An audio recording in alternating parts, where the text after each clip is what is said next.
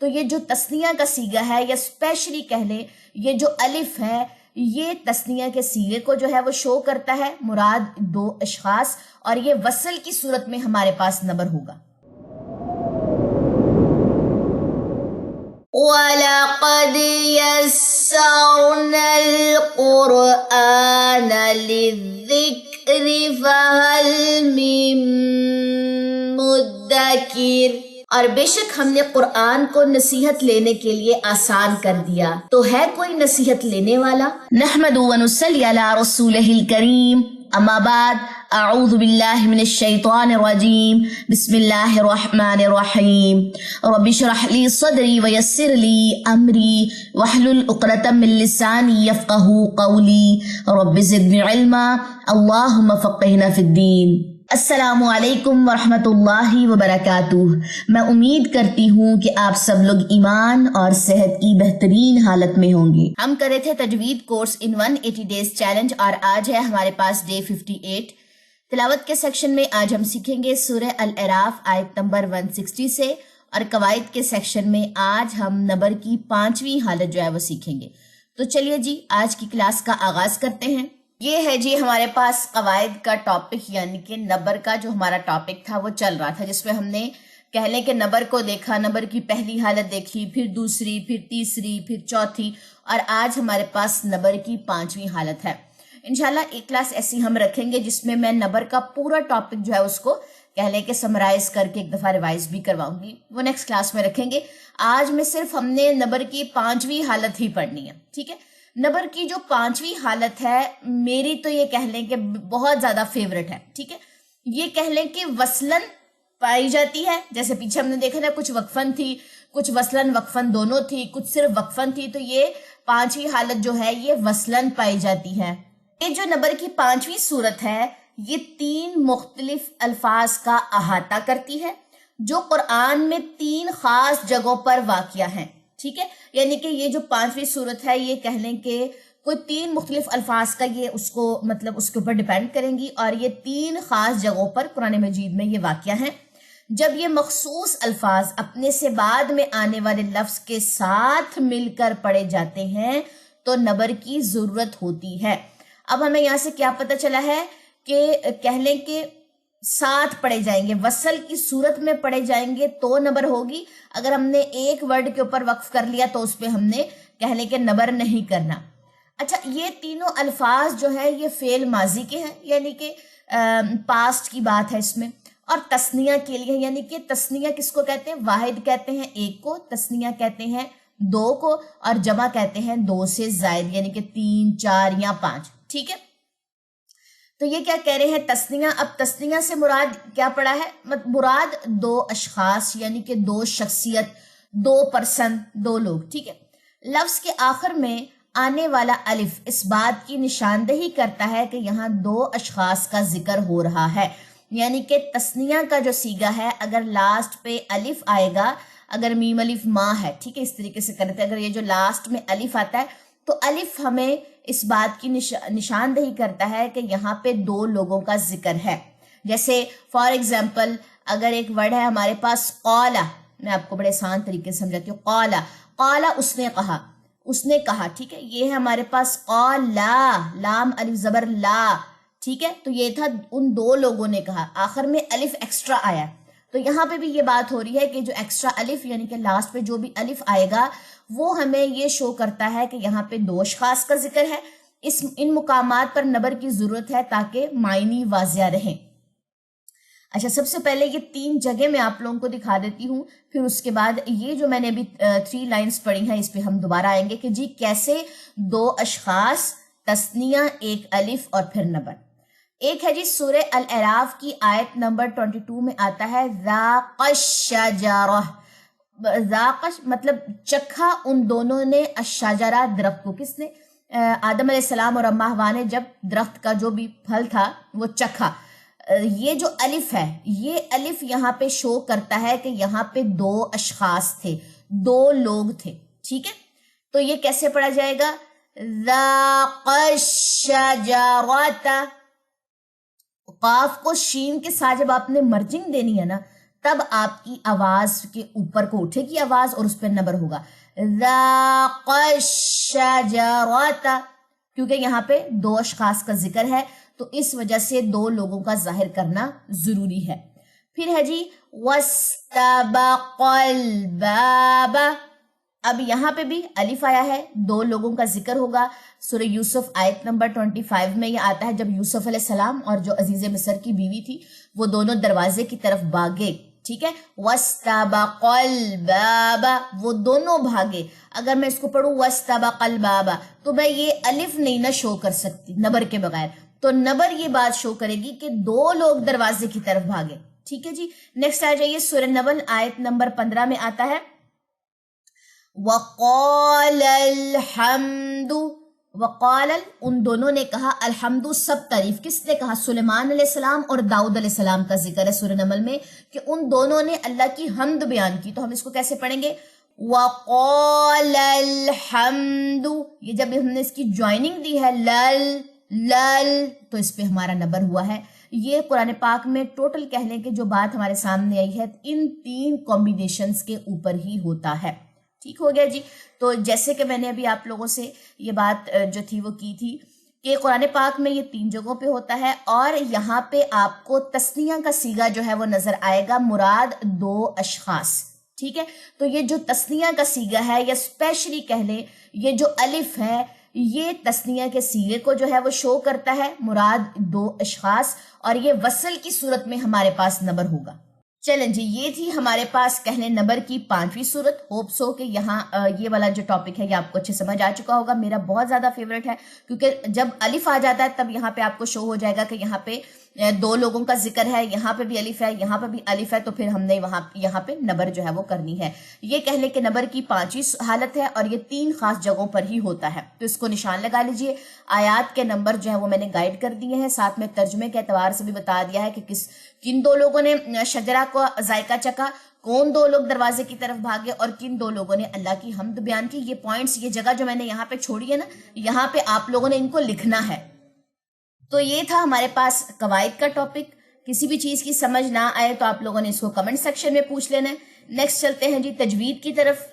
تو ہمارے پاس ہے جی سورہ الاعراف آیت نمبر 160 سے اعوذ باللہ من الشیطان الرجیم بسم اللہ الرحمن الرحیم وقطعناهم 12 أسباطا أمما وأوحينا إلى موسى إذ استسقاه قومه أن اضرب بعصاك الحجر فانبجست منه 12 عينا قد علم كل أناس مشربهم وظللنا عليهم الغمام وأنزلنا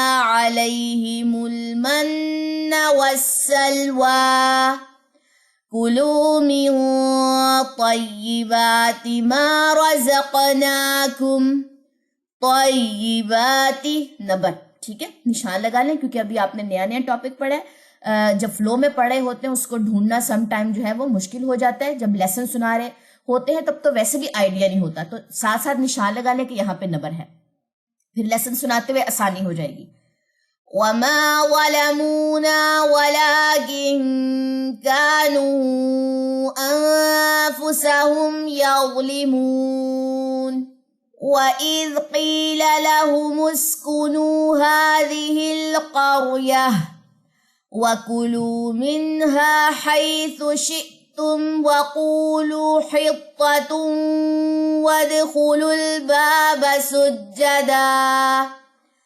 وَادْخُلُوا الْبَابَ سُجَّدًا نَغْفِرْ لَكُمْ خَطِيئَاتِكُمْ سَنَزِيدُ الْمُحْسِنِينَ فَبَدَّلَ الَّذِينَ ظَلَمُوا مِنْهُمْ قَوْلًا غَيْرَ الَّذِي قِيلَ لَهُمْ فأرسلنا عليهم رجزا من السماء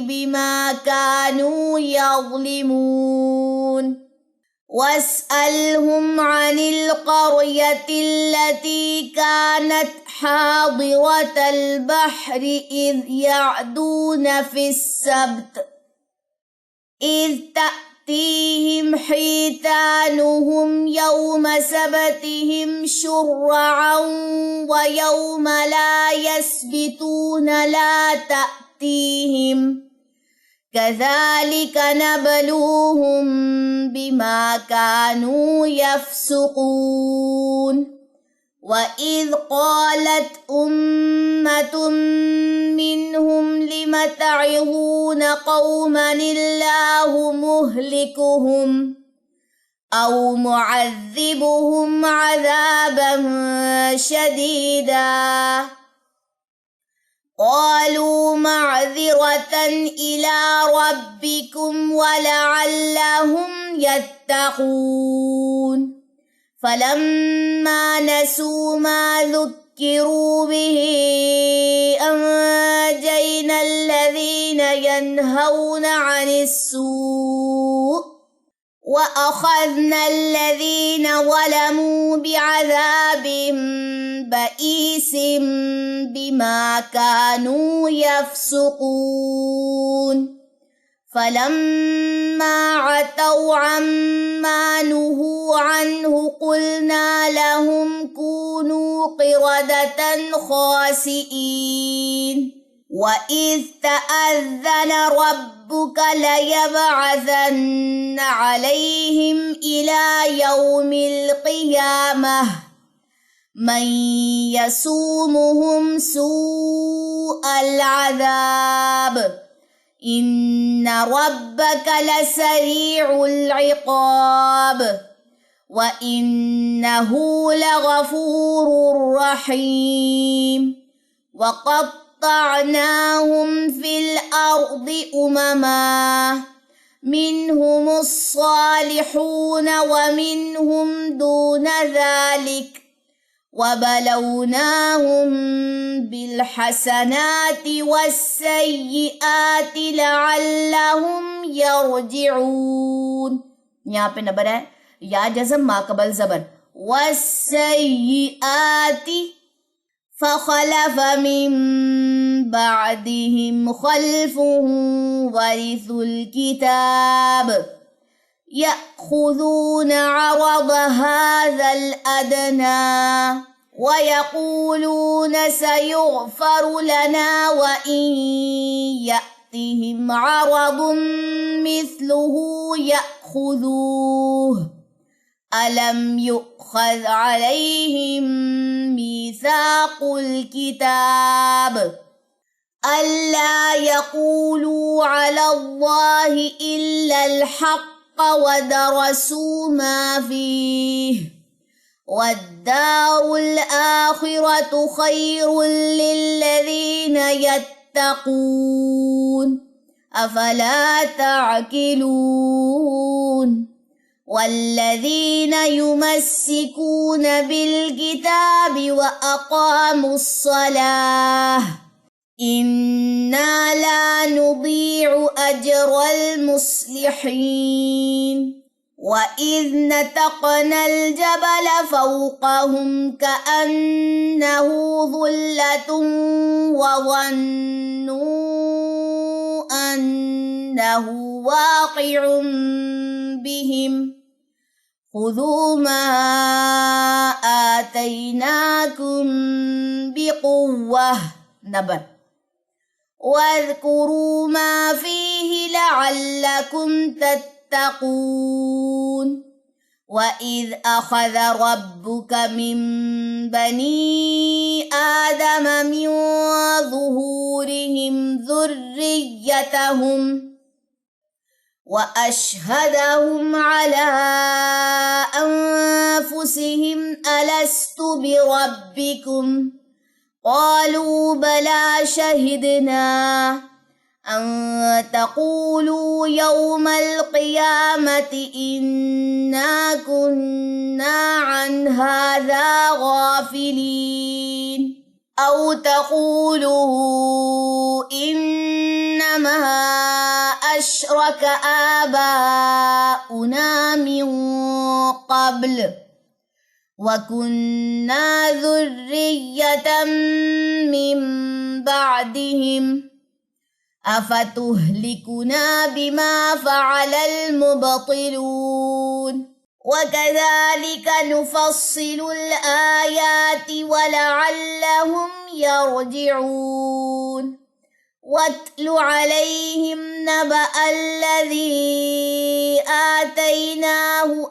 آياتنا فانسلخ منها فأتبعه الشيطان فكان من الغاوين ولو شئنا لرفعناه بها ولكنه أخلد إلى الأرض واتبع هواه فمثله كمثل الكلب إن تحمل عليه يلهث أو تتركه يلهث ذلك مثل القوم الذين كذبوا بآياتنا فقصص القصص لعلهم يتفكرون ساء مثلا القوم الذين كذبوا بآياتنا وأنفسهم كانوا يظلمون من يهد الله فهو المهتدي ومن يضلل فأولئك هم الخاسرون ولقد ذرأنا لجهنم كثيرا من الجن والإنس لهم قلوب لا يفقهون بها ولهم أعين لا يبصرون بها ولهم آذان لا يسمعون بها اولئک کالانعام بل هم اضل۔ اب ہم نے لام کی دو چونکہ ہمارے پاس جزمیں تھی، ہم نے دونوں کو واضح کرنا تھا، جیسے ہم نے پڑھا تھا نا میرے خیال میں مستقر نبر کی جو پہلی حالت تھی وہ یہاں پہ اپلائی ہوگی، یعنی کہ دونوں لام جزم والے آ جائیں گے تو پھر ہم نے اس کو پڑھنا ہے اضل، ٹھیک ہے، اور نون مشدد میم مشدد اور کتب جد اس سے بریو ذمہ ہے، باقی سب پہ یہ رول اپلائی ہوتا ہے۔ نبر ہے یہاں پہ، نوٹ کر لیں جن کے لیے ابھی نبر کو یاد رکھنا مشکل ہے۔ اولئک هم الغافلون وللہ الاسماء الحسنى فادعوه بها وذروا الذین یلحدون فی اسمائه سیجزون ما كانوا يعملون وممن خلقنا أمة يهدون بالحق۔ اب یہاں پہ ہم نے کیا کیا؟ کلکلہ کیا، کلکلہ کبرا کیا ہے، تو یہاں پہ نبر کی ہمیں ضرورت نہیں ہے، ٹھیک ہے۔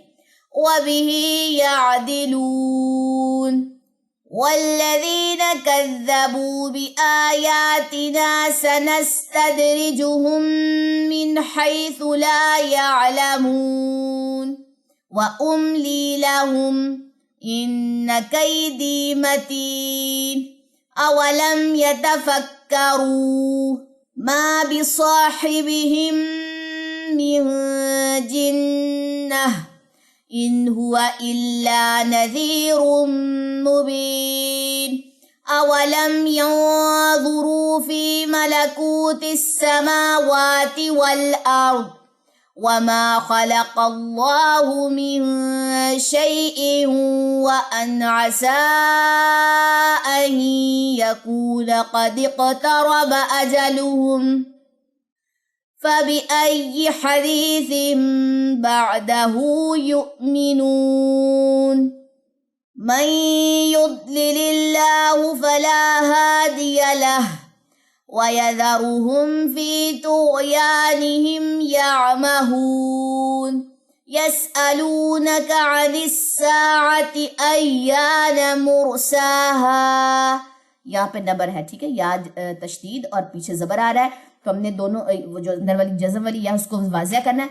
ایان قل انما علمها عند ربی لا يجليها لوقتها الا هو ثقلت في السماوات والارض لا تأتيكم الا بغتة يسألونك كأنك حفي عنها قل انما علمها عند الله وَلَكِنَّ أَكْثَرَ النَّاسِ لَا يَعْلَمُونَ.